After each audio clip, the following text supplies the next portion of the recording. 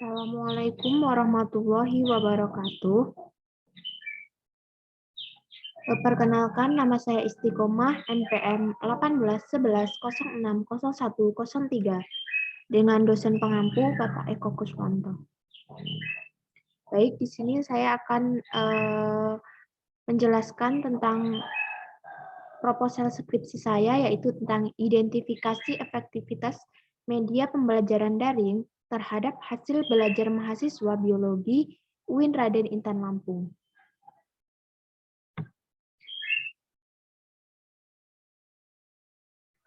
Nah, yang pertama, bab 1 itu ada pendahuluan.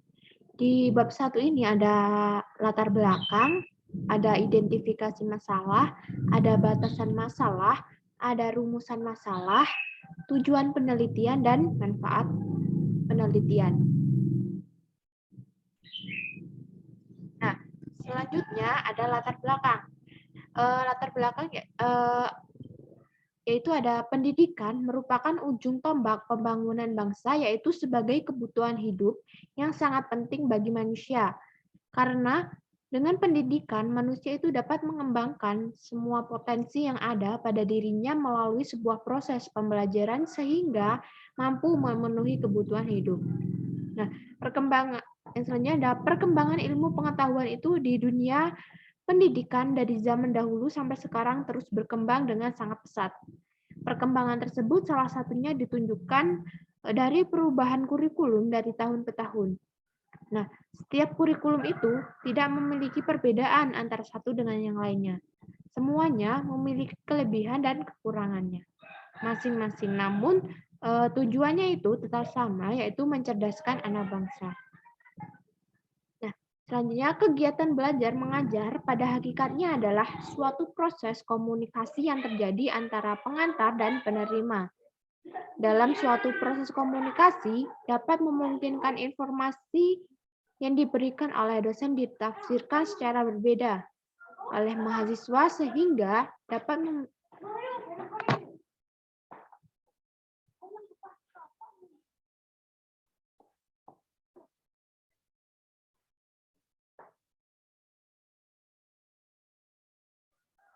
Assalamualaikum warahmatullahi wabarakatuh.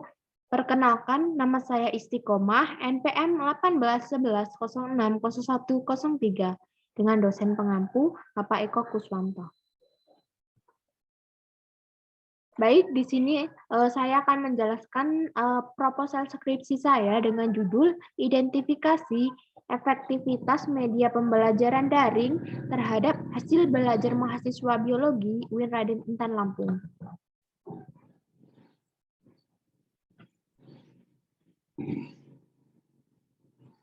Yang selanjutnya ada bab 1 ada pendahuluan, di mana di dalam bab 1 pendahuluan itu ada latar belakang, identifikasi masalah, batasan masalah, rumusan masalah, tujuan penelitian, dan manfaat penelitian. Nah, selanjutnya ada latar belakang. Pendidikan merupakan ujung tombak pembangunan bangsa, yaitu sebagai kebutuhan hidup yang sangat penting bagi manusia. Karena dengan pendidikan, manusia dapat mengembangkan semua potensi yang ada pada dirinya melalui sebuah proses pembelajaran sehingga mampu memenuhi kebutuhan hidup.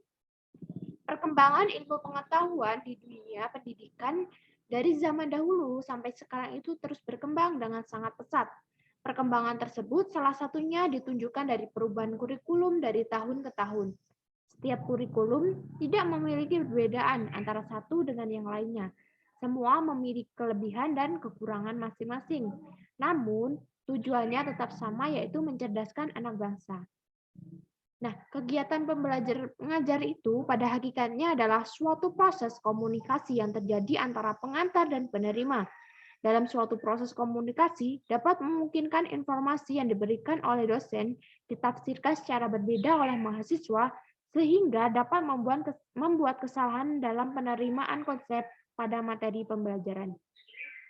Nah, agar proses pembelajaran dapat berjalan dengan baik, perlunya sesuatu yang baru untuk membantu proses pembelajaran yang mudah dimengerti oleh mahasiswa, yaitu dengan konsep perkembangan teknologi yang menarik dan menyenangkan. Salah satu jenis media berbasis teknologi yang dapat mengatasi hal tersebut yaitu media pembelajaran daring menggunakan berbagai macam aplikasi media pembelajaran. Dengan menggunakan sistem ini dapat dilakukan komunikasi dua arah, yaitu di mana antara peserta didik dan pendidik dapat melakukan diskusi secara langsung dan tanpa harus bertatap muka. Nah, ini ada identifikasi masalah, yaitu permasalahan yang terjadi meliputi minimnya jaringan, sering terjadi kendala seperti sinyal yang kurang bagus, sering terjadi gangguan-gangguan suara aneh yang mengganggu aktivitas pembelajaran di saat sedang menyalakan voice atau suara yang putus-putus. Selanjutnya ada keterbatasan kuota. Yang kelima ada kesulitan terbesar yaitu dialami mahasiswa, yaitu tingkat pemahaman materi. Karena gaya belajar pada masing-masing mahasiswa mempengaruhi tingkat pemahaman dalam penyerapan materi pembelajaran. Yang ketiga, yang C itu ada batasan masalah. Nah, untuk itu penulis membatasi suatu ruang lingkup permasalahan yang akan menjadi sasaran penelitian pada identifikasi efektivitas media pembelajaran daring terhadap hasil belajar pada mahasiswa biologi UIN Raden Intan Lampung, yaitu dengan media pembelajaran yang digunakan Zoom Meeting, Google Classroom, WhatsApp, Google Meet, dan e-learning. Selanjutnya ada rumusan masalah, yaitu apa pembelajaran berbasis daring terbukti efektif berdasarkan pengalaman siswa. Kedua, bagaimana kendalanya dari setiap aplikasi yang digunakan, manakah aplikasi yang sering digunakan mahasiswa dalam proses daring.